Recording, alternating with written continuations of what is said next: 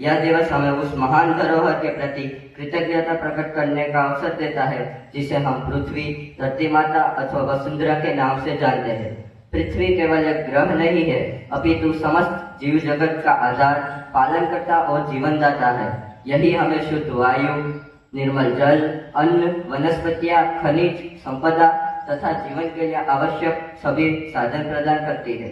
विश्व पृथ्वी दिवस प्रतिवर्ष 22 अप्रैल को मनाया जाता है। इसका उद्देश्य संपूर्ण विश्व में पर्यावरण संरक्षण, प्राकृतिक संसाधनों के संतुलित उपयोग तथा पृथ्वी के मानव के संसाधन उत्तरदायित्व का बोध कराना है।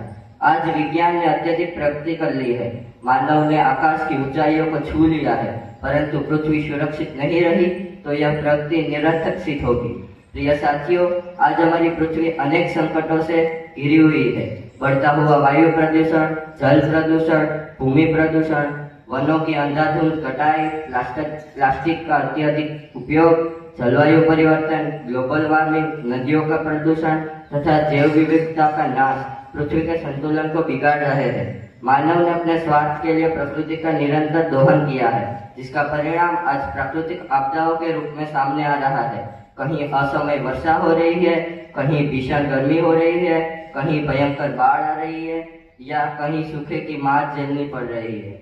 हिमनद पिघल रहे हैं, समुद्र का जल स्तर बढ़ रहा है, अनेक जीव जंतु विलुप्ति के कगार पर पहुंच चुके हैं। यह सब हमें चेतावनी दे रहा है कि यदि अब भी हम नहीं चेते तो भविष्य अत्यंत भयानक होगा। हम सभी जानते हैं कि पृथ्वी हमारी माता के समान है। भारतीय संस्कृति में पृथ्वी को सदैव पूजनीय माना गया था। हमारे ऋषि मुनियों ने वृक्षों, नदियों, पर्वतों और धरती को देवतुल्य सम्मान दिया है। वे जानते थे कि प्रकृति का सम्मान ही मानवता की रक्षा है। आज आवश्यकता है कि हम केवल भाषण तक सीमित न रहे, बल्कि अपने जीवन में पर्यावरण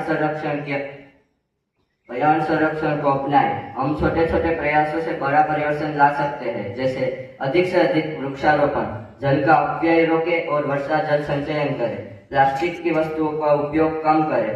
अंत में मैं अपनी वाणी को इन पंक्तियों के साथ विराम देता हूँ। धरती माँ का मान करे, हरियाली का गान करे, जल जंगल जन सब बच जाए, एक सुंदर काम करे। धन्यवाद। प्रार्थना सभा।